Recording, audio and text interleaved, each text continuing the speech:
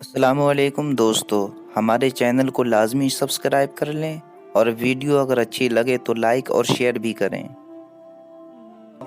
فاعوذ باللہ من الشیطان الرجیم، بسم اللہ الرحمن الرحیم۔ وَإِذْ قَالَ لُقْمَانُ لِابْنِهِ وَهُوَ يَعِظُهُ يَا بُنَيَّ لَا تُشْرِكْ بِاللَّهِ إِنَّ الشِّرْكَ لَظُلْمٌ عَظِيمٌ۔ صدق اللہ العظیم وصدق رسولہ النبی الکریم ونحن علی ذلک لمن الشاہدین والشاکرین والحمد للہ رب العالمین۔ عزیزان ملت اسلامیہ، آج ہم اور آپ گفتگو کریں گے تربیت اولاد کے تعلق سے۔ نظر آتی ہے گلشن میں ہوا ناسازگار اپنی، گلے باغے خلیلی بھیج دے باد بہار اپنی۔ طریق مصطفیٰ کو چھوڑنا ہے وجہ بربادی، طریق مصطفیٰ کو چھوڑنا ہے وجہ بربادی، اسی سے قوم دنیا میں ہوئی ہے بے اقتدار اپنی۔ ہمیں کرنی ہے شہنشاہ بطحا کی رضا جوئی، وہ اپنے ہو گئے تو رحمت پروردگار اپنی۔ طریق مصطفیٰ کو چھوڑنا ہے وجہ بربادی، اسی سے قوم دنیا میں ہوئی بے اقتدار اپنی۔ عزیزانی ملت اسلامیہ، نماز کے تعلق سے یا سیرت رسول صلی اللہ تعالی علیہ وسلم کے حوالے سے یا اولیاء کرام کی شان کے تعلق سے آپ بارہا علماء کی زبان سے یا ائمہ حضرات کی زبان سے گفتگو سنتے چلے آ رہے ہیں۔ تربیت کس انداز میں کرنا چاہیے، اور یہ وہ زمانہ ہے جس زمانے کو کہا گیا ہے کہ بڑا ترقی یافتہ دور ہے۔ یہ حقیقت ہے کہ زمانے نے بڑی ترقی کی ہے۔ اب سے کچھ وقت پہلے اگر آپ جائیں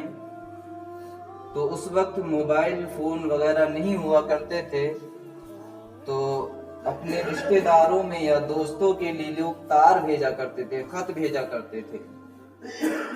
اور اس وقت ترقی تو نہیں تھی مگر محبتیں بہت زیادہ تھیں۔ بزرگ لوگ بتاتے ہیں کہ اگر کسی دوست کا یا کسی رشتہ دار کا کوئی خط یا نامہ ہمارے گھر پہنچتا تھا تو ہم پڑوسیوں کو بھی بلاتے تھے اور محلے والوں کو بھی بلاتے تھے۔ اس خط کی خوشی اتنی ہوا کرتی تھی، اور چار لوگوں کے بیچ میں بیٹھ کر کے وہ خط ہم پڑھتے تھے تو خوشی کے آنسو آنکھوں میں آ جایا کرتے تھے۔ اتنی محبتیں تھیں مگر ترقی نہیں تھی۔ لوگ ترس جایا کرتے تھے اپنے پرایوں کی آواز سننے کے لیے، اور آج جب زمانے نے کروٹ بدلی، ترقی ہو گئی، ہم یہاں موجود ہیں، رشتہ دار ہمارا ممبئی میں ہے، یہاں موجود ہیں، کوئی پاکستان میں ہے، کوئی دبئی میں، کوئی سعودیہ میں، مگر فقط آواز ہی نہیں سن رہے، ویڈیو کالنگ کے ذریعے ہم دیکھ بھی رہے ہیں کہ وہ کس حال میں ہے اور وہاں اس کے پیچھے بیک گراؤنڈ میں کیا ہو رہا ہے، سب کچھ ہم دیکھ رہے ہیں۔ اتنی زمانے نے ترقی کی پیارے اسلامی بھائیوں، مگر جو چیز ترقی کا ذریعہ بنی وہی چیز انسانیت کے لیے زوال کا ذریعہ بھی بنی ہے۔ زمانے میں ترقی نہیں تھی تو محبتیں تھیں، آج ماحول یہ ہے کہ انسان کے برابر میں بیٹھا ہوا ہے مگر حقیقت یہ ہے کہ وہ اس سے دور ہے، دل ملے ہوئے نہیں ہیں۔ آپ دیکھیں گے ارشاد فرما رہا ہے وَإِذْ قَالَ لُقْمَانُ لِابْنِهِ وَهُوَ يَعِظُهُ، اور جب لقمان نے اپنے بیٹے سے کہا، کس وقت کہا؟ وَهُوَ يَعِظُهُ، جب وہ اپنے بیٹے کو نصیحت کر رہے تھے، کیا کہا؟ یا بنیا، اے میرے بیٹے، لا تشرک باللہ ان الشرک لظلم عظیم، اے میرے بیٹے اللہ کے ساتھ کسی کو شریک نہ ٹھہرا، ان الشرک لظلم عظیم، بے شک شرک ظلم عظیم ہے، بڑا گناہ ہے۔ یہ نصیحت کر رہے ہیں حضرت لقمان اپنے بیٹے کو، اور ان کی یہ ادا پروردگار عالم کو اتنی پسند آئی کہ قرآن کریم میں ایک پوری سورت سورہ لقمان کے نام سے اللہ نے نازل فرما دی، اتنی ادا پسند آئی۔ تو اس سورت میں فرمایا، اسی سورت کی ایک آیت میں حضرت لقمان حکیم نے یا بنی انہا ان تقو مثقال حبۃ من خردل، اے میرے بیٹے برائی اگر رائی کے دانے کے برابر ہو، رائی کا دانہ جانتے ہیں نا سب لوگ، برائی اگر رائی کے دانے کے برابر ہو، فتکن فی صخرۃ، پھر وہ رائی کے دانے کے برابر برائی اگر پتھر کی چٹان میں ہو، او فی السماوات، یا وہ آسمانوں میں ہو، او فی الارض، یا وہ رائی کے دانے کے برابر برائی زمین میں ہو، یا اتی بہ اللہ، اللہ رب العزت اس کو بھی ہمارے اور تمہارے سامنے لے آئے گا۔ ان اللہ لطیف خبیر، بے شک پروردگار عالم ہر باریک سے باریک بات کا جاننے والا ہے۔ یہ تربیت کا طریقہ قرآن ہمیں سکھا رہا ہے، اور نصیحت کرنے کا انداز جو ہے وہ قرآن ہمیں دے رہا ہے کہ اولاد کی تربیت کس طرح کرنا ہے۔ بچے کو جو اللہ رب العزت نے ذہن اور دل دیا ہوتا ہے وہ ایک کورے کاغذ کی مانند ہوا کرتا ہے، ایک کورے کاغذ کی مانند۔ معاملہ یہ ہے کہ بچے کی تربیت اس زمانے سے کرنا چاہیے جب وہ ماں کی گود میں ہوا کرتا ہے اور دودھ پینے کا زمانہ ہوتا ہے۔ ہم بچے کی جو تربیت کا زمانہ ہے اس کو گوا دیتے ہیں کیا کہہ کر کہ ابھی کھیلنے کودنے کی عمر ہے، ابھی بچہ ہمارا نادان ہے، کچھ بڑا ہوگا تب سمجھ جائے گا، یہ کہہ کر کے جو اس کی تعلیم کا زمانہ ہوا کرتا ہے، جو اس کو تربیت دینے کا زمانہ ہوا کرتا ہے، اس کو ہم گوا دیتے ہیں۔ پھر دھیرے دھیرے کب ہماری بیٹے، کب ہماری اولاد ہاتھ سے نکل جاتی ہے اس چیز کا ہمیں علم بھی نہیں ہو پاتا ہے۔ وہ دیکھتا ہے کہ ہمارے ماں باپ کیا کر رہے ہیں، ہمارے گھر میں ہمارے بزرگ کیا کر رہے ہیں، ہمارے پڑوسی کا جو ہے رویہ کس طریقے کا ہے، وہ سب کچھ دیکھ رہا ہوتا ہے۔ اور اولاد کی تربیت بھی اسی طریقے سے ہوتی ہے، دو طریقے سے۔ ایک تو ہم اولاد کی تربیت اپنی زبان کے ذریعے کرتے ہیں، جب وہ کوئی غلط حرکت کرتا ہے تب اس کو کہتے ہیں بیٹے یہ کام نہیں کرنا چاہیے، یہ غلط ہے، یہ زبان کے ذریعے ہو گئی۔ ایک عملی طریقے سے ہم اولاد کی تربیت کرتے ہیں، وہ اس طریقے سے کہ ہم اولاد کے سامنے نماز کا وقت ہو جائے مصلی بچھائیں، اگر کوئی گھر میں غلط کام کر رہا ہے تو اس چیز سے اس کو روکیں، تو یہ عملی طریقہ ہے۔ خود کوئی غلط حرکت اپنی بچوں کے سامنے نہ کریں، یہ عملی طریقہ ہے تربیت کا۔ کہ جب بچپن کا زمانہ ہوا کرتا ہے تو اس کو ہم جو ہے نادان سمجھ کر کے بچے کو چھوڑ دیتے ہیں، اور وہ دھیرے دھیرے جو ہے ماحول کے حساب سے ڈھلنے لگ جاتا ہے۔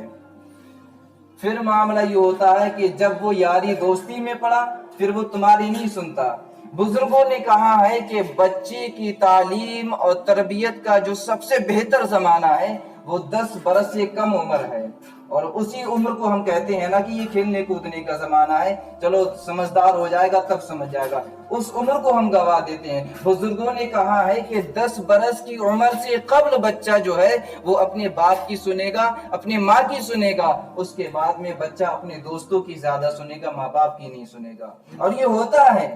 میں نے ابھی کہا تھا نا کہ بچے کا ذہن اور اس کا دل کورے کاغذ کی مانند ہوتا ہے، جو وہ بچپن میں دیکھتا ہے وہی مزاج لے کر کے وہ بڑا ہوتا ہے۔ اگر بچہ بچپن میں دیکھ رہا ہے جس کو ہم کہتے ہیں کہ نادان ہے بچہ، اس عمر میں وہ دیکھ رہا ہے کہ میرا باپ گالی بھی بکتا ہے، میرا باپ جو ہے ٹی وی بھی دیکھتا ہے، گانے بھی سنتا ہے، میری ماں گھر میں بغیر دوپٹے گھوم رہی، وہ سب کچھ دیکھتا ہے، اور یہ سب کچھ اس کے دل اور ذہن پر نقش ہو جاتا ہے۔ جب وہ دھیرے دھیرے بڑا ہوتا ہے تو وہی مزاج اس کا ہو جایا کرتا ہے۔ آج کل کی ماؤں کا بھی یہ حال ہے، اپنے گھروں میں جا کر کے آپ نصیحت کریں، ماؤں کا یہ حال ہے کہ جب بچہ روتا ہے تو موبائل کے ذریعے گانے لگا کر کے دیا کرتی ہیں اس کو بہلانے کے لیے۔ کیا ضرورت ہے، یہ کیا ضرورت ہے اس چیز کی؟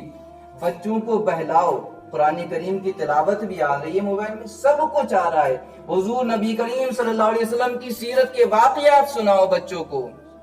وہی مزاج لے کر کے بچہ بڑا ہوگا، پھر وہی جذبہ اس کے سینے میں ہوگا۔ ایک مرتبہ کسی اسکول میں بچوں سے استاد نے پوچھا تھا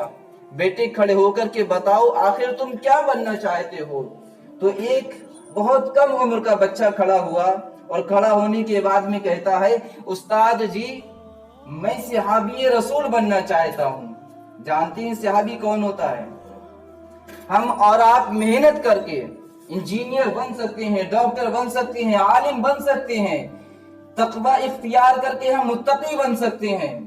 محنت کر کے ہم بہت امیر کبیر شخص بن سکتے ہیں، مگر صحابی وہی ہو سکتا ہے جس پر اللہ اور اس کے رسول کا کرم ہو، جس کو اللہ اور اس کے رسول چاہے، کیونکہ صحابی اس کو کہتے ہیں جس نے بحالت ایمان حضور آقا کریم صلی اللہ علیہ وسلم کے چہرے مبارک کی زیارت کی ہو اور حالت ایمان ہی میں جس کا وصال ہوا ہو، اس کو صحابی کہتے ہیں۔ تو اس بچے سے جب استاد نے پوچھا تھا تو اس نے کہا تھا کہ میں صحابی رسول بننا چاہتا ہوں۔ اب استاد حیران کہ صحابی تو اس کو کہتے ہیں، اب کیسے صحابی بنو گے؟ تو استاد نے بڑی حیرت سے بچے سے پوچھا تھا، پلٹ کر کے سوال کیا تھا کہ بچے آخر یہ بات تیرے ذہن میں کہاں سے آئی کہ تو صحابی رسول بننا چاہتا ہے؟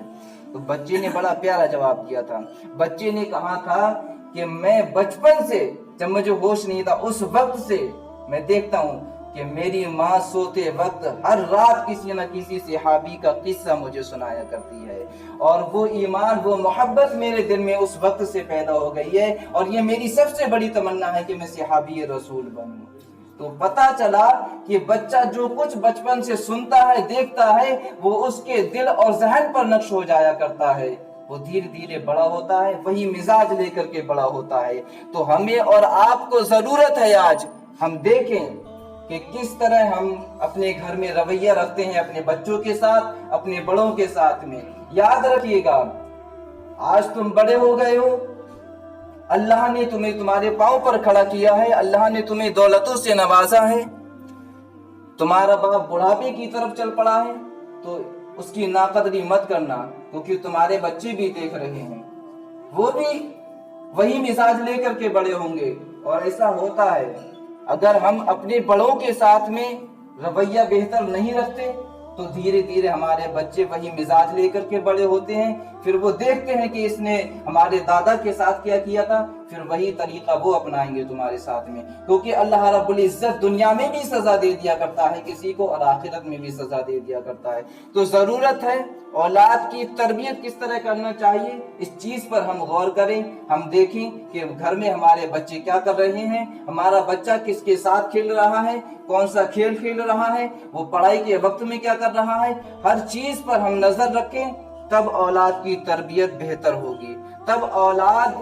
کی زندگی میں نکھار پیدا ہوگا۔ اور فقط یہی چھوڑ دو گے کہ ابھی بچپن کا زمانہ ہے، کھیلنے کودنے کی عمر ہے، تو وقت اس کا جو قیمتی وقت ہے وہ گزر جائے گا، اس کے بعد میں اولاد ہاتھ سے نکل جائے گی، پھر ہاتھ میں نہیں آتی ہے، وہ جوان ہو جائے گی، شادیاں ہو جائیں گی، پھر کہتے پھرو گے مولویوں کے پاس جا کر کے، میاں کے پاس جا کر کے کوئی تعویذ دے دو کہ اولاد فرما بردار ہو جائے، اولاد کہنا نہیں مانتی۔ اس سے پہلے کہ یہ وقت آئے ہمیں ان کی تعلیم اور ان کی تربیت پر غور کرنا چاہیے۔